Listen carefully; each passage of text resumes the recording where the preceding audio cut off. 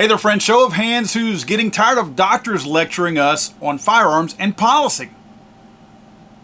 It's no secret that this week the Surgeon General of the United States came out with a political message regarding guns only 2 days before the actual debate. Quick point that I want to make before we actually show the video, and I want you guys to be thinking about this. First of all, I put a lot of my own comments in text as you watch the video because I didn't feel like I could wait till the end of the video to tell you. But we need to understand what we're looking at here. We have a federal employee who works for Joe Biden who's about to be in a debate 2 days later. This is a pre-prepared message on a specific topic using specific language. Tells me one thing. The White House, the Biden administration, they know what the debate questions are going to be. Remember, CNN is putting this debate on. The wording used in this video that you're about to see is so specific, and they use specific wording, that I would bet pretty much anybody out there you will see the same wording used during the debate because the White House knows what they're going to be asked. So they prepared this message right here to put the idea, the stigma, whatever you want to call it, in people's minds, plant that seed. So when they see the debate and these same words, same terminology is being used, you're going to recognize it. At least the dummies in America will, the slaves, the sheep.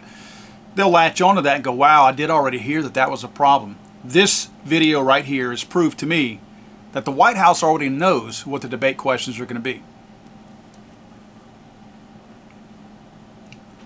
be. Hello, I'm U.S. Surgeon General Dr. Vivek Murthy. Today, for the first time in the history of our office, I am issuing a Surgeon General's advisory on firearm violence. It outlines the urgent threat firearm violence poses to the health and well-being of our country. As a doctor, I've seen the consequences of firearm violence up close in the lives of the patients I've cared for over the years. These are moms and dads, sons and daughters, all of whom were robbed of their physical and mental health by senseless acts of violence. Unfortunately, the problem has continued to grow. 54% of adults in America report that they or a family member have experienced a firearm-related incident, whether they've been personally threatened with or injured by a firearm, lost a family member, witnessed a shooting, or shot a firearm in self-defense. Many of these harms are disproportionately felt in our communities. Black individuals endure the highest rates of firearm homicides, while suicide rates are highest among veterans, older white individuals, and younger American Indian and Alaska Native people. What is especially devastating is how this has affected our children.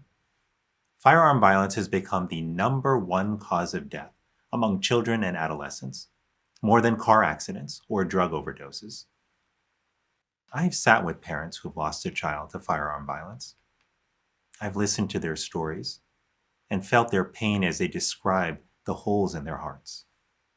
As a father, I know a parent's worst nightmare is to lose a child, to feel like you can't protect your child from harm. Beyond these precious lives that are lost to firearm violence, there are wider ripples of harm to those who are injured, who witness the incidents, who live in urban and rural communities where such violence takes place, and who constantly read and hear about firearm violence in the news. The collective trauma and fear that Americans are experiencing is contributing to the mental health challenges that we are facing today. Nearly 6 in 10 U.S. adults say they worry about a loved one being a victim of firearm violence. Our children should not have to live in fear that they are going to get shot if they go to school. None of us should have to worry that going to the mall or a concert or a house of worship means putting our lives at risk, or that we'll get a call that a loved one in a moment of crisis has taken their own life with a firearm. All of us, regardless of our background or beliefs, want to live in a world that is safe for us and our children. The Surgeon General's advisory lays out the approach we can take to address firearm violence as the public health crisis that it is. This includes implementing community violence prevention programs and firearm risk reduction strategies, improving access to mental health care for those exposed to or at risk for firearm violence, and expanding research funding to inform and evaluate our prevention strategies. Firearm violence is a public health crisis. Our failure to address it is a moral crisis. To protect the health and well-being of Americans, especially our children, we must now act with the clarity, courage, and urgency that this moment demands. So what's typically a pretty good indicator that a video that's been uploaded by whomever is filled with lies? Well, if you go to the YouTube page of the U.S. Department of Health and Human Services, this very video that they uploaded, you will notice that down at the bottom left-hand corner, comments are turned off. Because they don't want you commenting and pointing out all the lies and misinformation and misleading info that this clown has put out. Now, before I get into all the real dirt in this thing, I want to make sure that you guys understand that this really is a lie that they're putting out. If you look at this claim that children are more risk or at more risk to be killed by a firearm than any other thing before, this is what you're going to find. The latest available data pertinent to this claim covers 2020 and 2021.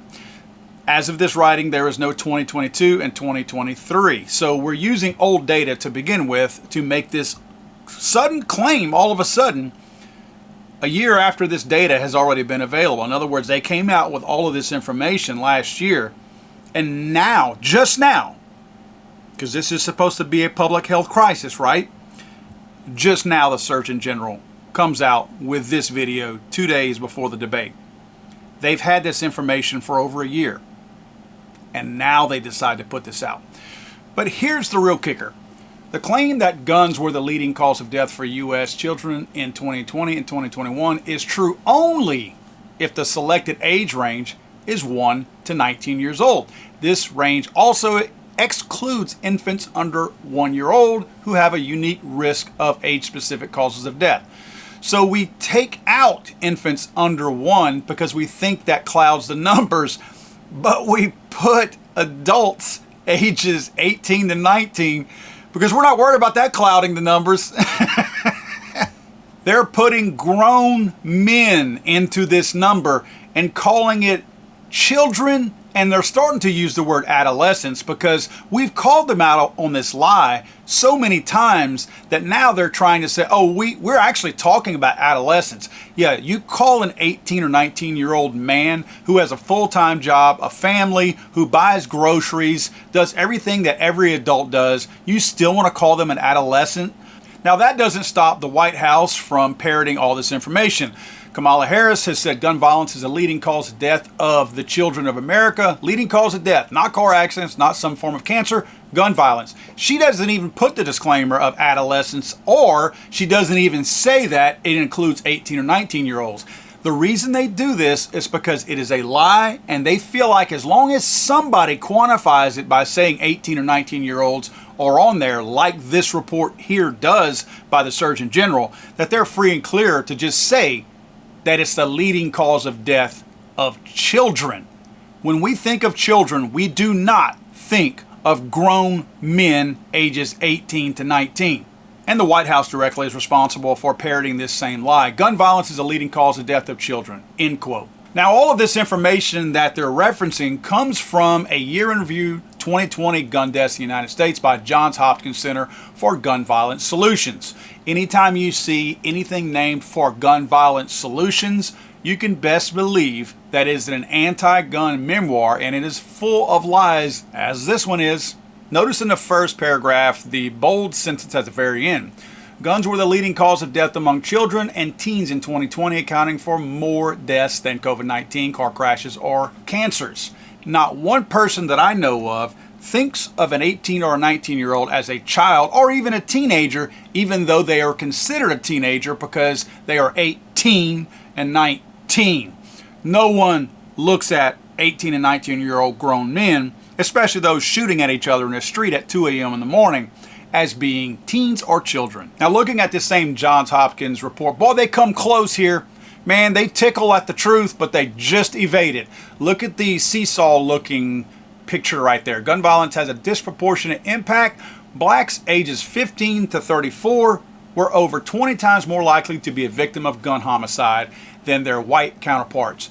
I found this a little bit interesting also. In a report that is specifically targeting young people ages 1 to 19, then they put this number out because the ages 1 to 19 wasn't high enough. In other words, it did not yield a 20 times more likely to be a victim of gun homicide. Just that age group 1 to 19 didn't give the results they wanted. So even though this is a report that they are trying to, really they're running on the full campaign on it being on children, but again, including 19-year-old men, they widen the age group now and exclude young children and include men up to 34 years of age. Why wouldn't they use the same subcategory of people ages 1 to 19 unless they're trying to skew the numbers and try to follow up with incorrect numbers, but to support something that they already reported that is misleading? But they don't want to talk about why black males ages 15 to 34 are shooting each other. In fact, they don't even allude to the fact that they are shooting each other. They are acting like black males are a target for homicide and for gun murders if they're ages 15 to 34. They don't want to talk about the why here. They just want to look at numbers, because if they have to talk about the why right here, they're going to have to piss off some people and answer some really difficult questions that are going to make some of their voters very angry with the truth that they put out there. Now, looking at the very bottom of this page, gun violence was a leading cause of death among children, teens, and young adults under the age of 25. So now we're adding up to the age of 25. Again, this is a report on children that they're trying to champion the fact that children, quote unquote, between the ages of 1 and 19 are dying, and now this is the highest rate of gun death in children ages of 1 to 19, yet they include now, just to say it, the age of 25. Which is it?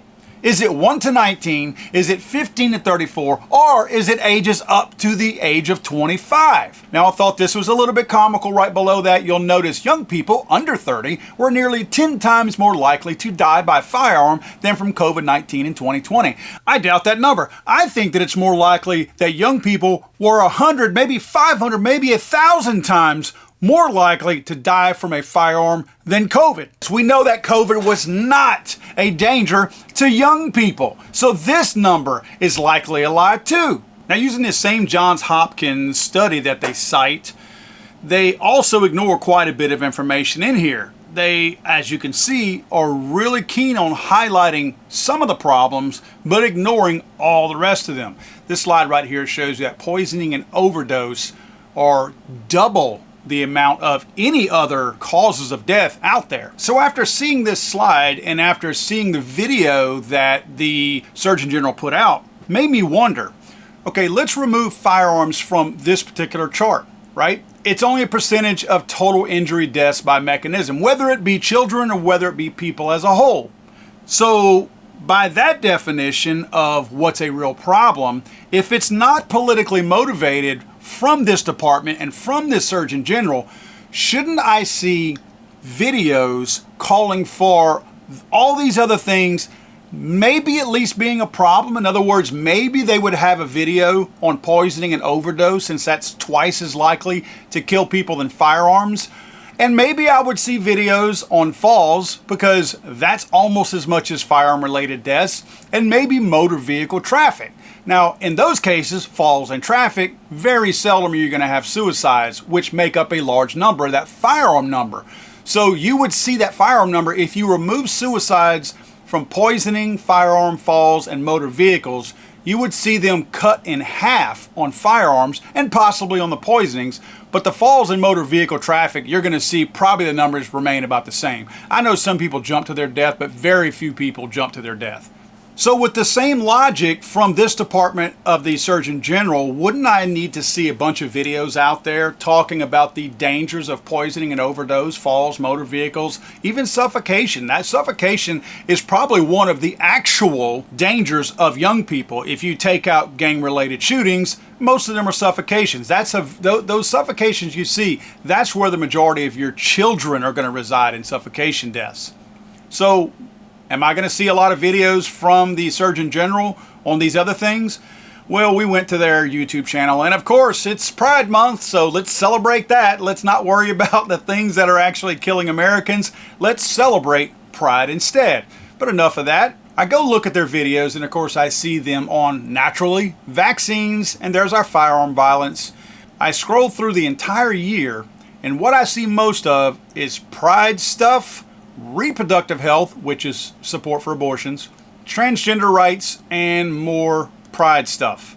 So even though the top 5 killers of people in America are outlined from this same study that they are citing being incorrectly, but being the leading cause of death of children, they ignore every other cause of death, including the one that's twice as much as firearms.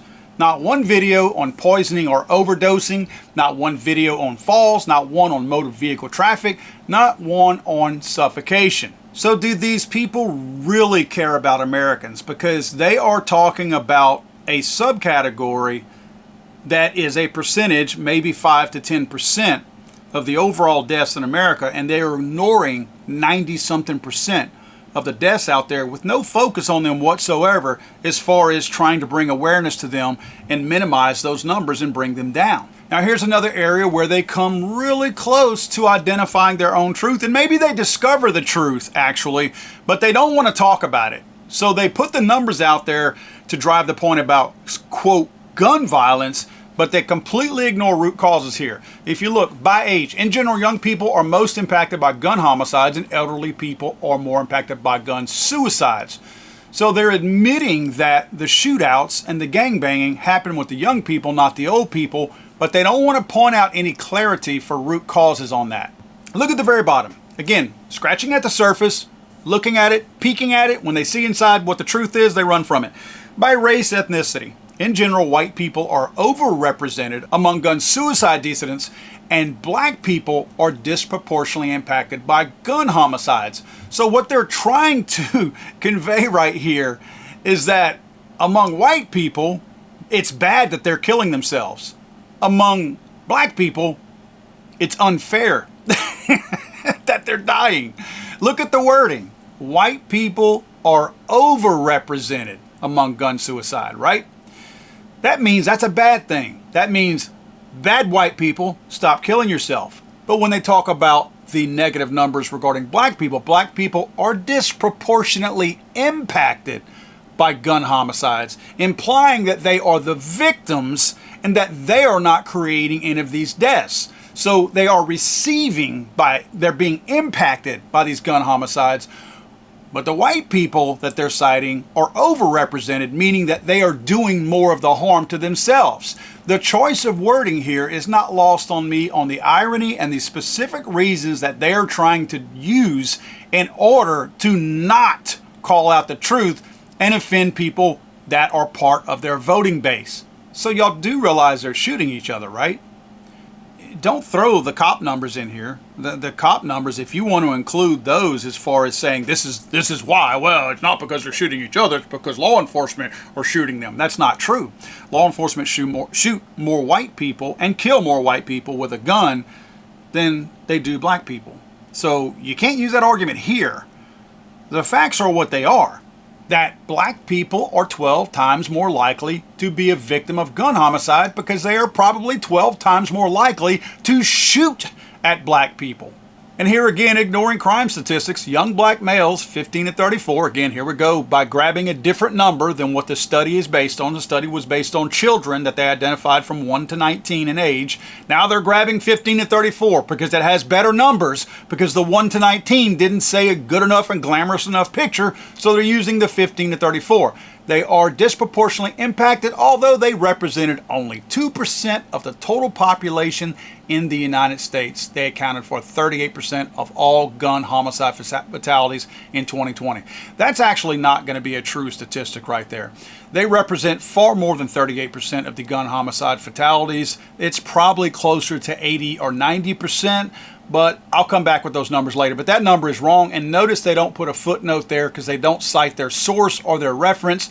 But because they are just BSing you and they don't have any truth that they pulled that from. They pulled that out of their butt. Now, because they know what you are thinking, those of you that are intelligent and not just following on along with the slave mentality that federal government is trying to spoon feed or force feed you, note the bold text at the bottom. These racial disparities are largely the result of structural inequities that increase the risk of interpersonal violence. That's a strange definition for parenting. I had never seen parenting described as a structural inequity that increases the risk of interpersonal violence. It's frickin' parenting. It's not anything else besides parenting. And we can give a part B to that if you want to. Poor and absent local, quote, leadership. The leaders, quote unquote, in these areas do not care about these young people, and they do not care about black people. They're okay with these numbers because it gives them fuel, just like what you're looking at here, to talk about, quote, gun violence. So they allow it to happen. They don't try to fix the parenting issue and the leadership issue. Nobody's mentoring these young men. Nobody's giving any of these people a positive or decent role model in these communities. So this is a vicious cycle that has no end in sight. In fact, it's getting worse daily. And if you need visuals, here's your visual. This is from the same Johns Hopkins. Again, somehow this is a gun problem, right? Somehow this chart that you look at here, this spike in the middle with black African American men, total gun death rate way up there, the highest column on this entire graph, somehow that is the existence of a firearm. The presence of a firearm is the cause of that red column in the center of your page. What brain dead stupidity they are feeding to the American people. This is one of the highest ranking people in the federal government who is spoon and force feeding the dumb Americans this rhetoric here that is easily provable, or disprovable, looking at the very sources that they cite. And here again, this next slide. Boy, I tell you what, they are getting so close to helping us identify the problem, but they run from it as soon as they spit these numbers out. Look at this slide. This slide right here tells me, as a person who really does care about my human brother, it does tell me everything that I need to know and points me in the right direction of where I need to start looking for the why. Not the numbers, not the how many, but the actual why. Look at figure 9 at the top. Firearm homicide rates by disproportionately impacted population. Look at the very bottom column, the long blue one that swings way out there to the right. Black males. That is by far the largest column. That would tell me right there that I need to start looking, not at a gun, I need to start looking in the black community. What is wrong to make these young people want to seek out a gun in order to shoot at each other? And the next slide down below that, figure 10, firearm suicide rates by disproportionately impacted populations. Look at the bottom of that one, white males. Okay, that tells me we have a problem with white males. Why are we not looking at white males who are either bullied, over-medicated, parenting also, because that can certainly add to people killing themselves? We have two charts right here that tell us what we need to know as far as where we are looking, but we take both of these charts, ignore the fact that we don't have parenting or leadership in the black community, and we ignore the fact that white boys and white men are killing themselves at disproportionate rates, yet we ignore that and we say, guess what? Let's use some federal tax dollars to tell people that guns are bad. That's what we took away from these two slides.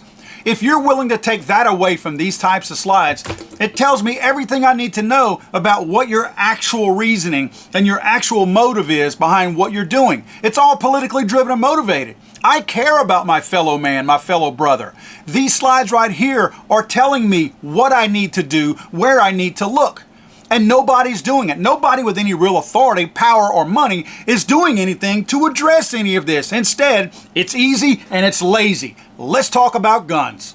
And if you need further proof that this same, quote, doctor is politically driven and that he's putting all this information out there, here again, expect to see a lot of this in the debate tomorrow night. 2 days prior to the debate, they put this out from this same Surgeon General, federally paid government employee of Joe Biden. Firearm risk reduction prevention strategies. Look at these topics. Require safe and secure firearm storage, including child access prevention laws. They want to make laws to where you can be locked up, jailed, and disarmed if somehow somebody steals a firearm from your house. Make no mistake, we have pointed holes in this before. This is not about some 12-year-old or a 3-year-old accidentally getting a gun off of a nightstand. They are trying to put laws, and they have tried to put laws in place that say that if a gun is stolen from your house and it's determined that it was not locked up, you can be held liable for anything that happens with that gun in the commission of a crime, even though you had nothing to do with it being stolen from your private residence inside your freaking home. The next one, implement universal background checks and expand purchaser licensing laws. Well, they're kind of already doing that. It's an oversight by the ETF, but what they really mean by that is we want to outlaw private transfers, we want to outlaw private sales, and now we want to make sure that anybody who tries to sell a gun to a brother-in-law, a friend, or anybody like that now could be seen as a licensee or needing to be a licensed gun dealer, and we can throw them in prison or shoot them like we did Brian Malinowski up in Little Rock, Arkansas. The next one, implement effective firearm removal policies. That is red flag gun laws. So we literally have the Surgeon General promoting the use of removing due process from people so that somebody can call in and have you swatted and remove all of your firearms with zero due process just because somebody had a hunch or a premonition that you might be a dangerous person to yourself or somebody else. This is the Surgeon General promoting this. The next one, ban assault weapons and large capacity magazines for civil use. This again is a guy that's sitting here telling me he's a freaking doctor. He knows nothing about firearms other than treating a wound from one. And he's telling me we should ban assault weapons and large capacity magazines, which those are made up terms by the left anyway, for civil or civilian use. The next one, create safer conditions in public places related to firearm use and carry. All that is places that they can prohibit people from carrying guns. So they're going to make it more unconstitutional in more areas where honest law-abiding Americans cannot carry a firearm to protect themselves, but yet what's not said in this one paragraph is that criminals will be able to continue using theirs. Why? Because the laws don't apply to them. So it's essentially giving criminals permission to continue carrying in those same areas that they want to disarm us. Treat firearms like other consumer products. This one is interesting, and this one is a lie. Unlike motor vehicles, which have safety standards that are regulated by National Highway Traffic Safety Administration, pesticides, blah, blah, blah, blah, blah. They go on to talk about things. Let me remind you guys that not one of these things that they list here is constitutionally protected. Big difference. A car, pesticides, those are not constitutionally protected. People don't have a God-given right to those things. Those things are a privilege. Gun ownership is not. It's a right. Big difference. Need to learn those if you're going to step into the ring and talk to us about these types of issues. Again, we're talking about a doctor with zero experience in this industry or with any of us. Quick reminder that this whole video by this guy came out 2 days before this federal debate with Donald Trump for president, and they had this information for more than a year. And they waited until 2 days before the debate for this information to come out. Look for Joe Biden to use some of this same information that the Surgeon General used in that debate. And again, I'm going to repeat, I have my money on the fact that it will happen, and that will be your proof that this Surgeon General knew ahead of time, including the White House, what questions CNN would be asking these candidates, because they are going to use this same wording whenever they debate each other. So you will recognize some of the wording that you saw in this man's video that he put out on YouTube. Now, let's talk about the quote expert. First of all, I don't take any of my advice from somebody in a field that's not their field. I don't take my firearm policy or constitutional advice from a doctor. They are not qualified for that. What are they qualified for? Telling me I have a cold? Maybe not telling me the dangers of COVID, but maybe they can tell me if I have a cold, if I have cancer, why I'm coughing. The fact that a doctor has treated a wound before does not make him a firearms expert. Do you understand what I'm saying? Listen to what I'm saying. This guy says, to try to give himself clarity and credibility, in the beginning of his video says that because he has seen the results of firearm violence, that he's qualified to make these calls. Just because somebody has treated a bobo, just because somebody has treated a wound, does not somehow make them all of a sudden an expert on firearms. Are you kidding me? Tow truck drivers pull vehicles out of ditches, out of intersections, beat up cars, mangled cars, dismembered cars. They tow vehicles away that have horrible damage on a daily, sometimes hourly basis, depending on what city you live in. Does that make them an expert somehow? All of a sudden, do we crown them experts on how to treat people and tell them what they should do in driving a car in order to be safer? When's the last time that you looked at a report from a tow truck driver on how to reduce violence? When is the last time that you stood there and took advice from a tow truck driver on how to reduce violence? It's literally the exact same concept of taking firearm policy advice from somebody who treated a firearm wound. God save the Queen, man. I'm sorry, I thought this was America.